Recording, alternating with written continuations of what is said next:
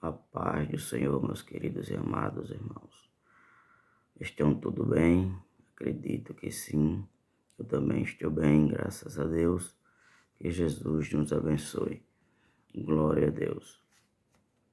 Vamos meditar, irmãos, numa palavra de Deus, no livro de Hebreus, no capítulo 12, que diz assim: portanto, tornai a levantar as mãos cansadas e os joelhos desconjuntados, e fazei vereda direita para os vossos pés, para que o que manqueja se não desvie inteiramente, antes seja sarado.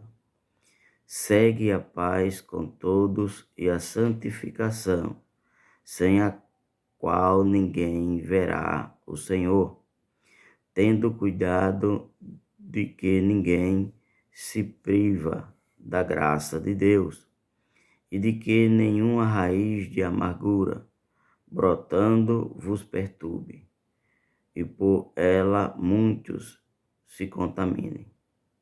Ninguém seja fornicador ou profano, como Esaú, que por um manjar vendeu o seu direito de primogenitura. Porque bem sabeis que, querendo ele ainda depois herdar a bênção, foi rejeitado, porque não achou lugar de arrependimento, ainda que com lágrima o buscou. Louvado seja o nome de Jesus. Mas uma palavra do Senhor Deus aqui para nós meditarmos. O versículo 12, do capítulo 12, ele orienta nós para levantar as mãos cansadas e os joelhos desconjuntados. Louvado seja o nome de Jesus. Glória a Deus. É para que nós viemos clamar ao Senhor e estarmos na presença do Senhor Deus, sempre de joelho, levantando a bandeira da oração, do clamor ao Senhor Deus, buscar estar na presença dele. O versículo 13, ele chama muito a atenção de nós, dizendo desta forma: fazei veredas direitas para os vossos pés, para que nós sempre estejamos, glória a Deus, buscando a fazer a coisa correta perante a face de Deus e perante a face dos irmãos, perante toda a nossa jornada aonde nós se encontrarmos. Para que isso? Para que o que manqueja se não desvie inteiramente. Ou seja, irmãos, quando nós começa a andar direito na presença de Deus, a gente tanto cuida da nossa vida como da vida daquele que está mais fraco, daquele que está manquejando, como se estivesse no evangelho puxando de uma perna, sem poder andar direito. É aquele que sempre, irmãos, está mais fraquinho, andando no evangelho, mas deixando alguns rastros de destruição na expressão do evangelho. Então, quando nós fazemos essas veredas direitas, andamos segundo a palavra de Deus, buscando andar corretamente perante a face do Senhor, a gente tanto tem zelo de nós, como ajuda aquele que está manquejando, que está deixando alguns embaraços, que está causando um rastro negativo negativo perante a face do Senhor, para que eles antes sejam sarados. Ou seja, é como andar manquejando na presença de Deus, é como se nós tivéssemos uma ferida, um ferimento na nossa caminhada em Cristo Jesus. É semelhante a um ferimento sobre a nossa pele, sobre a nossa carne. Então, esses que estão manquejando, eles vão buscar a se sarar, observando aqueles que estão andando mais seguramente na presença de Deus, endireitando as veredas, louvado seja o nome de Jesus. O versículo 14 da leitura que nós lemos diz assim: segue a paz com todos e a santificação, sem a qual ninguém verá o Senhor. Seguir a paz com todos e a santificação. Há duas expressões. Uma é seguir a paz com todos. É sempre estarmos em paz, cada um de nós sabemos o que é paz. Paz é estar sossegado. Glória a Deus. Com todos aqueles que estão ao nosso redor. Seja na igreja, seja entre os cristãos, seja entre os vizinhos, seja entre qualquer pessoas que nós se encontrar em qualquer aspecto da nossa vida. O segundo é sem a santificação. Glória a Deus. Sem a qual ninguém verá o Senhor. Ou seja, sem, irmãos, fazer uma vereda direita, sem buscar essa santificação, a Bíblia está nos dizendo que de forma nenhuma nós veremos ao Senhor. Só dessa forma é que a gente vamos conseguir ver a Deus, louvado seja o nome de Jesus. E o que é santificar-se? Santificar-se é fazer veredas direitas, é buscar andar direitinho na presença de Deus. Nós sabemos que nós temos tendência ao erro, mas se nós buscarmos a presença de Deus, colocar os nossos joelhos desconjuntados perante a face do Senhor, o que é que vai acontecer? Nós vamos, glória a Deus, buscar estar dentro dessa santificação, para que nós possamos ver ao Senhor Deus que fez os céus e a terra. Não tem outra forma, irmãos, para nós buscar a santificação, a não ser através da leitura da palavra, da oração e do jejum. É aí onde Deus vai nos abrir os olhos para que nós vejamos as coisas erradas deste mundo e nós não venha participar delas, para que nós permaneça santificado, pela qual nós veremos ao Senhor Deus que fez os céus e a terra. É muitas coisas neste mundo que nós não podemos ser participantes delas.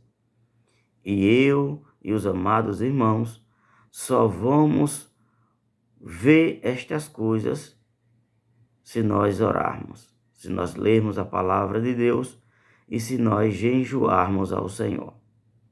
Santificar a vida a Ele. Então nós vamos ver a cada uma dessas coisas que o mundo oferece para nós não se contaminar com elas. Se eu for relatar alguma coisas dessas, semelhante a essas coisas do mundo, aqui vai ser notificado muitas, mas cada um de nós busque ao Senhor, para que nós possa enxergar, ver, compreender, para nós se afastarmos dela, para mantermos santo, louvado seja o nome de Jesus, para nós ter a certeza, a convicção que a gente vai ver ao Senhor Deus que fez os céus e a terra. O versículo 15 diz assim: tendo cuidado de que ninguém se priva da graça de Deus, e de que nenhuma raiz de amargura brotando vos perturbe, e por ela muitos se contaminem. Nós observamos aqui, irmãos, que se nós fazermos tudo o que está sendo aqui relatado, o que está sendo pedido no versículo 12, no versículo 13, no versículo 14, chegando no versículo 15, ele está dizendo, tendo cuidado de que ninguém se priva da graça de Deus. Ou seja, se nós praticar o que foi falado no versículo 12, 13 e 14, nós vamos ter cuidado que as demais pessoas não venham se prever da graça de Deus. Ou seja, que não entre pelo caminho da graça. Que essas pessoas não venham deixar de entrar pelo caminho que Jesus Cristo trilhou para nós na cruz do Calvário. Se nós buscarmos a fazer todas essas coisas que aqui estão escritas, a gente vai ajudar as demais pessoas a entrar pelo sacrifício de Cristo na cruz do Calvário. Elas vão buscar a face do Senhor. Elas não vão ficar se prevenindo, dizendo, mas por que eu vou entrar? Por que eu vou ter que aceitar a Cristo para poder herdar a salvação de Deus? Então elas vão começar a buscar a graça de Deus para que, louvado seja o nome de Jesus, eles não fiquem de fora do sacrifício vicário de Cristo na cruz do Calvário. A segundo ponto deste versículo 15 diz assim, de que nenhuma raiz de amargura brotando vos perturbe. Ou seja, irmãos, para que nós praticando tudo isso que aqui já foi relatado, não venha brotar em nós uma raiz de amargura, ou brotar em alguém que esteja a nos ouvir, a nos espiar, a nos analisar, venha por alguns feitos nossos brotar alguma raiz de amargura. Eu já vi muitas pessoas, eles, perdão, irmãos, relatarem que estão com raiz de amargura. Porque raiz de amargura, irmão, é aquilo que a gente não consegue de forma nenhuma aceitar aos nossos irmãos. Por algo que a gente viu o nosso irmão fazer, que não está dentro da palavra de Deus, e aí começa a criar essa raiz de amargura. Essa raiz de amargura ela pode ser criada através desse manejo de nós não andar em veredas direitas. E aí fazemos algo que desagrada alguns irmãos ou aqueles que estão a nos ouvir. Já vi pessoas falarem que não aceitam de forma nenhuma o pastor da igreja.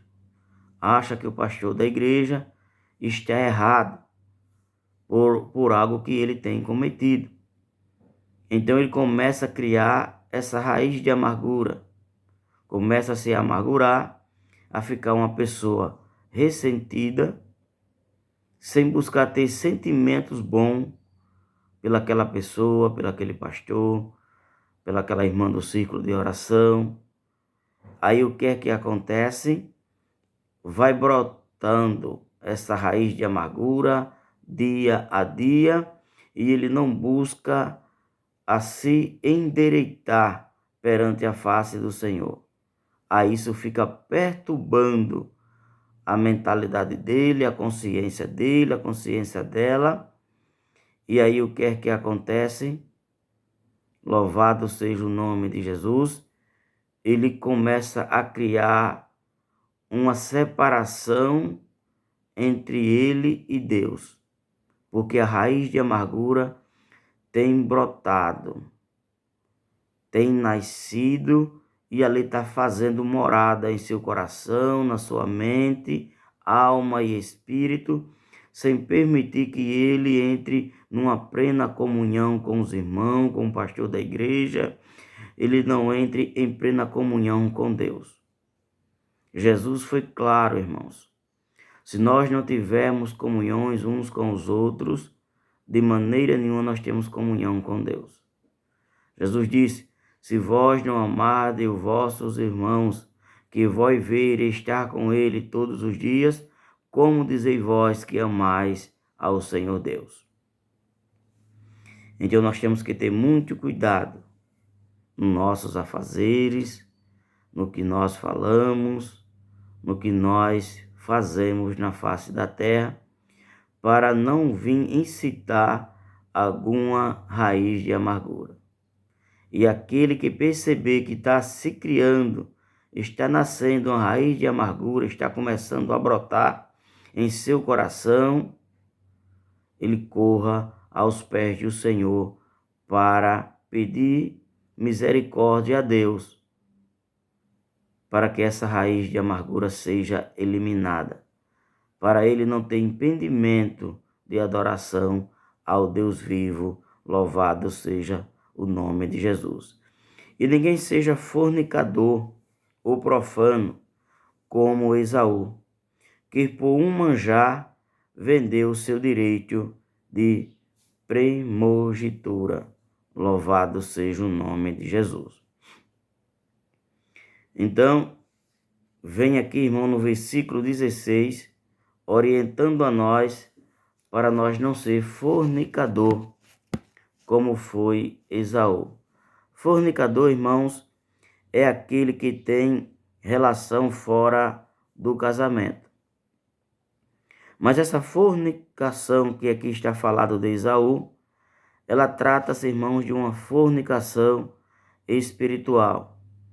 É ser desobediente à palavra de Deus, é não buscar a fazer um caminho reto perante a face do Senhor. É como se nós estivéssemos tendo uma relação com as coisas do mundo, com outros deuses. É considerado como fornicação, como se fosse uma relação sexual fora do casamento. Porque quando nós não temos uma relação com Deus, um diálogo com Deus sincero, limpo, santificado, por causa das coisas deste mundo, por causa de deuses estranhos, é considerado como uma fornicação. É considerado como se fosse um sexo na intimidade do homem com Deus. Essa palavra aqui, irmão, fornicador, que é relacionamento fora do casamento, isso é para nos mostrar que a nossa relação com Deus é igual a uma intimidade nossa com a nossa esposa. É igual ao respeito, à honra que temos que ter em nosso casamento. Glória a Deus, respeitando a nossa esposa, respeitando os seus maridos. Glória a Deus. Assim, glória a Deus, é para que nós tenha uma relação íntima com o Senhor Deus que fez os céus e a terra. Por isso é usado esta palavra aqui, que não seja fornicador, como foi Esaú. Porque Esaú abandonou os critérios de Deus e foi viver uma vida segundo ele. Nós conhecemos a história de Esaú, o filho de Jacó. O filho de Jacó. Por quê, irmãos? O versículo 17 vai nos explicar por quê. Porque se nós formos dessa forma, fornicador e profano, a gente não vamos conseguir que Deus tenha contentamento em nós, que Deus tenha felicidade em nós. Eu não expliquei aos irmãos o que é profano. Veja só em que foi que Esaú profanou as coisas santas. Ele fez o quê? Que por um prato, por um jantar, por um prato de lentilha, vendeu o seu direito de primogenitura. Ou seja, ele era o primogênito. Ele quem era para ser o substituto de seu pai. Guiar o povo de Deus que estava sendo gerado por Jacó. E ele vendeu. É a mesma coisa, irmãos, de nós fazer atos errados. E aí o que é que acontece? Nós profana o sagrado. Nós somos consagrados a diácono, a presbítero, a evangelista, a pastor. E a gente não busca andar conforme Deus mandou. Nós começa aí a profanar o sagrado. Deus nos deu um direito e nós fazendo as coisas erradas, como fez Esaú, estamos abrindo mão do nosso direito. Estamos profanando o sagrado. Mas isso, irmão, não está só apenas dentro destes cargos que eu falei. É todos os cargos na igreja e os irmãos também que não têm cargo. Nós somos sagrados a Deus. Se nós começa a enlamear com as coisas deste mundo, o nosso corpo, o que é que acontece? Nós profana o sagrado que nós somos. Nós somos pessoas consagradas a Deus. Tendo cargo ou não, nós somos consagrados a Deus. Nós somos pedras preciosas na mão do Senhor. Então, Esaú profanou o sagrado, vendendo o seu direito de ser o líder de Israel. Mas depois que ele vende a seu irmão, ele queria adquirir. E a Bíblia nos mostra aqui no versículo 17: porque sabeis que querendo ele ainda depois herdar a bênção, foi rejeitado, porque não achou lugar de arrependimento, ainda que com lágrimas o buscou. Nós vemos, irmãos, que ele buscou com lágrimas. É por isso que nem todo que está chorando está arrependido. Ele está apenas desejando receber a promessa a qual ele abriu de mão. Essa promessa, irmão, trata-se a tudo acerca da palavra de Deus. A tudo acerca da obra, dos trabalhos de Deus e também da nossa salvação. Então nós temos que ter muito cuidado, irmãos, com o pecado, porque ele é quem faz separação entre nós e Deus. Ele é quem tira nós do direito, da graça, do favor imerecido, do sacrifício de Cristo na cruz do Calvário. Esaú, sabendo que tinha perdido o seu direito de primogenitura, ele buscou, irmãos, com lágrimas. Mas ele foi rejeitado por Deus, por quê? Porque não se achou nele arrependimento. Deus é quem nos consulta. Deus consulta o nosso choro, o nosso lamento. E ele sabe se é um lamento de arrependimento pelaquilo que fez. Se nós não tivermos arrependido, de maneira nenhuma, Deus nos concederá o determinado direito ou aquilo que nós estamos buscando ao Senhor. Se nós errarmos perante o Senhor, não adianta a gente chorar perante Ele sem arrependimento. Nós temos que nos arrepender e chorar perante a face do Senhor e buscar com lágrimas, glória a Deus, sincera de arrependimento, para Deus perdoarmos a nossa transgressão. Louvado seja o nome de Jesus. A palavra que o Senhor me despertou esta manhã, esta madrugada, orando ao Senhor, foi esta para o nosso coração. Que busquemos, glória a Deus, louvado seja o nome de Jesus, com sinceridade, com arrependimento. Louvado seja o nome de Jesus, a face do Senhor Deus, que fez os céus e a terra, quando nós temos consciência que falhamos perante a face do Senhor. Que Deus em Cristo vos abençoe, vos guarde, glória a Deus. Que os irmãos, glória a Deus, dê o seu like, faça o seu comentário, irmão. Se tiver dúvida, faça a sua pergunta e eu vou buscar a responder os irmãos segundo a palavra de Deus. Louvado seja o nome de Jesus.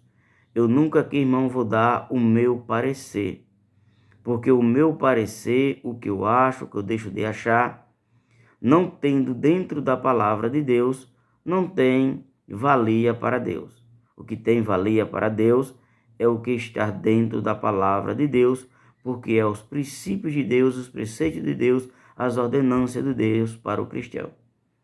Então que Deus vos abençoe e vos guarde em nome de Jesus.